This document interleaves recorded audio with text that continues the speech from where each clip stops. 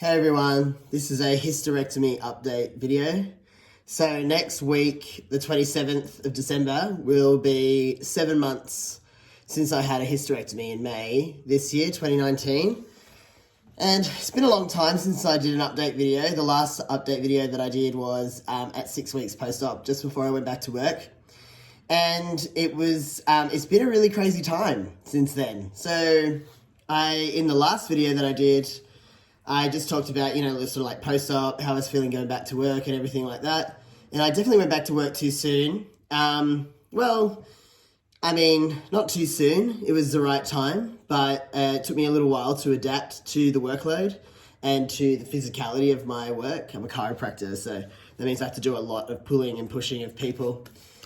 And this last 6 months since that video has been full of change and transformation. It's been really different. It's been a real emotional, mental, spiritual shift.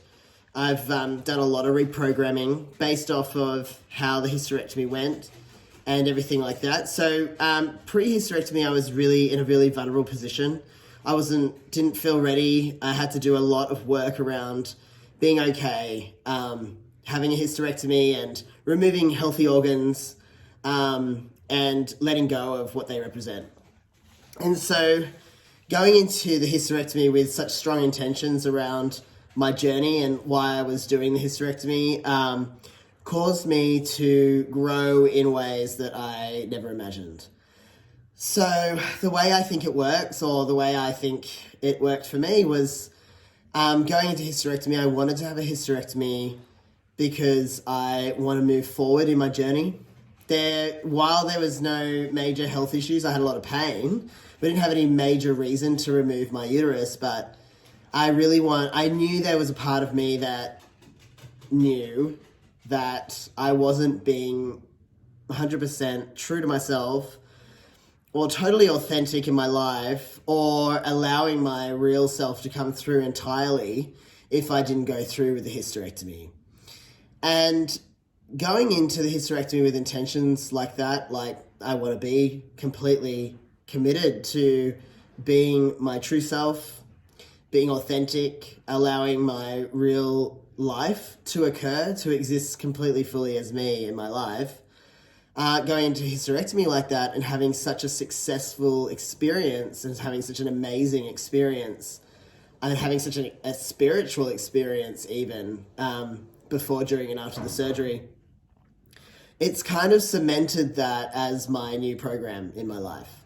So it's almost like the last 6 months, my whole life has shifted around being more fully me in it, doing things that reflect who I really am, doing things to discover more and more who I really am, mastering fears and pushing myself regardless of outcomes or regardless of the voice in my head that says no, what if, and all this kind of stuff. So it's been a really incredible time. It's been a very busy time. I had an injection of inspiration just post-hysterectomy because I want my life to reflect more of who I am. I started realizing that there are a lot of projects inside me that I really need to do to be more like me. And one of those projects is writing a book, telling my story, my trans health coach page, so getting more health information out there for trans people who are going through the same stuff as me. So I've been really inspired to get these things happening, and I've been spending a lot of my downtime reading and researching and doing projects and writing and things like that, which has been an amazingly challenging experience for me. Physically, I feel amazing. Physically, the hysterectomy has affected me. So I felt there was a cavity in my pelvis where the uterus was for a really long time. And I knew and trusted that my body would learn or know or figure out how to fill that cavity. And I feel now that it has just over the last month. So I'd say that's a big shift between 5 and 6 months time. My pelvic floor is incredible. It's really strong. I did a lot of rehab. Even up till now, I'm still doing some rehab. I found an amazing breathing technique that activates the pelvic floor for me And I will eventually do a video about that and share that technique. Biochemically, physically, there's been big shifts. So obviously the uterus is a really powerful organ.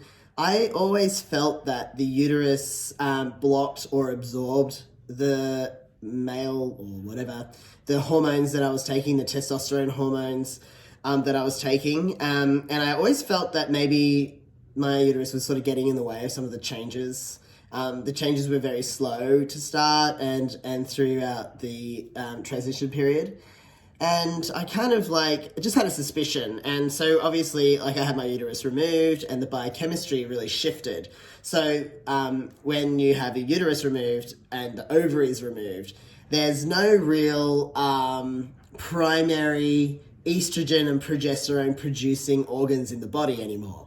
So those primary organs and those primary the hormones that organ produces, they went right down. So the estrogen went down, the progesterone went down, and all the other sort of hormones had to rejig around that. And in the initial stages, I experienced fatigue, and that was how that rejig of hormones affected me, as I was very tired for about 3 weeks post-op. And then over the last few months, what I've noticed is that I've had a lot more facial hair growth, a lot more. I've had a lot more back hair and chest hair growth. My stomach hair is very much thicker and fuller. My physical body is much denser. So the musculature that I I work out. I'm a power lifter. I do a lot of heavy weights and I have dense muscles and I feel like they've expanded. They've gotten bigger. And whether that's because the testosterone works better in my system now, it's not been as blocked, or maybe that's because there's less estrogen affecting my muscles, I'm not sure. I have also noticed that I've thinned. My hair on top has thinned quite a lot. It's not gone or anything. I've just noticed that it's thinned. I notice when I have those periods of my hair falling out, the regular every 3 months, that a fair bit more falls out than I'm used to seeing. And so I've just been sort of focusing on that and just keeping my scalp really healthy and trying to promote hair growth there. When it comes to biochemistry, I noticed the major thing that I noticed was in the gym. So when I train, I always train hard. I have a coach, I powerlift, I have goals that I want to reach, and I make sure that I hit my numbers every time I go to the gym. And I noticed that I was getting a lot more muscle aches, joint aches and pains, random aches and pains. I wasn't recovering as fast. But at the same time, I feel quite a lot stronger in the gym. I feel quite a lot stronger. I feel quite a lot less scared. And I don't know if that's because I've really been working on that mentally, or if there's a little bit of a shift maybe with the testosterone coming through, or maybe just because getting through something like a hysterectomy creates a lot of resilience. And I know that spiritually and personally, I developed a lot more resilience after hysterectomy, after getting through the way that I did. So I don't know that it's totally hormone related, but it may be.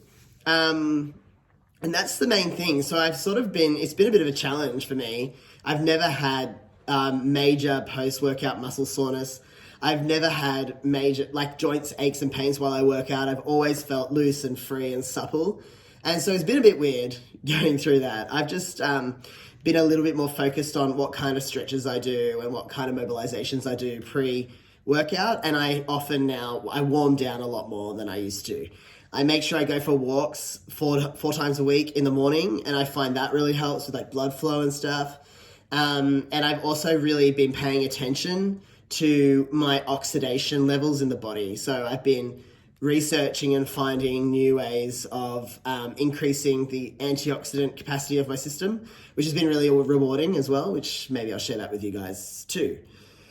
So that's been the major shifts post-hysterectomy for me. I do just feel so much more comfortable in my body.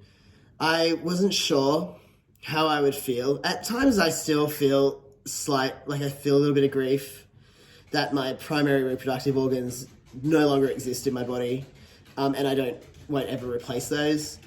But at the same time, I just feel so good in myself. I just feel so grounded. I feel really settled. in my body.